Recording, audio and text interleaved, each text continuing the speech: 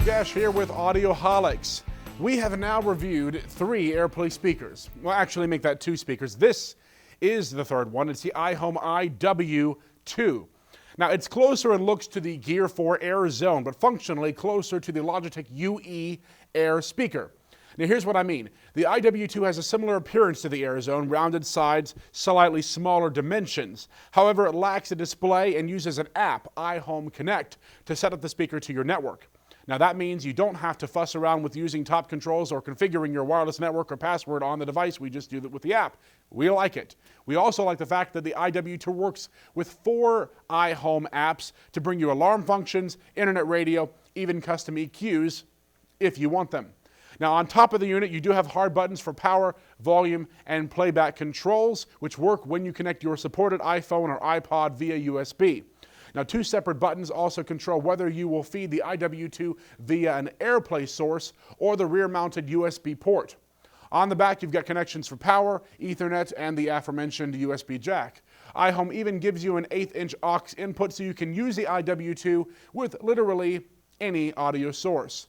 Now, the speaker itself is wrapped in a speaker cloth, which we actually thought might be a bit fragile. We picked it up, and a few times we were afraid that the material was going to pull or tear, but then again, this speaker isn't really designed to be portable like the rechargeable iW1 is, so of course that won't be a deal breaker. The iW2 does come with a nice thin remote, however it is quirky. You can raise and lower the EQ, but you have no idea how much you're adjusting it. Maybe that's why there's a reset button to get you back to the null point. A mute button muted our audio in AirPlay mode. However, sometimes we couldn't unmute it without adjusting the volume on our iPad. Quirky. Now, when playing music, the iW2 can operate in several very cool ways. Now, since it works on your wireless or wired home network, you can assign a custom name to each iW2 in your home. This one, for instance, is called Fluffy.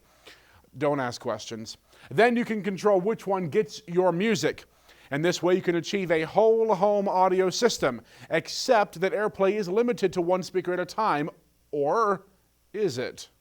With Apple's remote app and a Mac or PC running iTunes, you can pipe your audio to any number of AirPlay-enabled systems.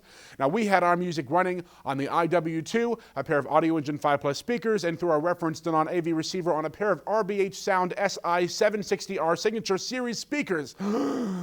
You couldn't escape the music in my home, and it drove my family crazy. In a bad way. Now, what else was cool about this speaker? Well, we also like that you can opt to hard connect your iPod, iPhone, or iPad and allow it to charge while you listen to music. If you don't have an iDevice, you can still stream music to the iW2 like we did earlier by using iTunes and your Mac and, yes, even a PC. Now to the sound quality, or as we like to call it, what really matters. Now, the iW2 holds its own. Of course, look, it's not the best AirPlay speaker we've heard, but it's also the cheapest that we've reviewed so far. At only $200, it's $100 cheaper than the next model up. And for that, you get a lot of clarity and a product that seemed rock solid to us. Bass wasn't outstanding, but we really liked what the integrated and automatic SRS True Bass DSP did to the sound. In fact, when we disabled it, the sound was very mushy and congested. Good thing it's on by default. Now, overall, this is a great little speaker. It'll fill a room and is one of the least expensive AirPlay speakers that we've tested to date. This would make a great speaker for an office, a bedroom, or any other location where you want the flexibility of streaming music. With easy setup and clear sound, you'll want to check it out, and we think you'll like it. So what is your favorite AirPlay setup? Are you using it at all? With a dedicated speaker, with a new AV receiver, how is it being employed in your media space? Let us know in the comments below, and subscribe to our channel while you're there so that we can bring you more videos. And for more great reviews, you can visit our Facebook page, facebook.com/Audioholics, or follow us on Twitter @AudioholicsLive.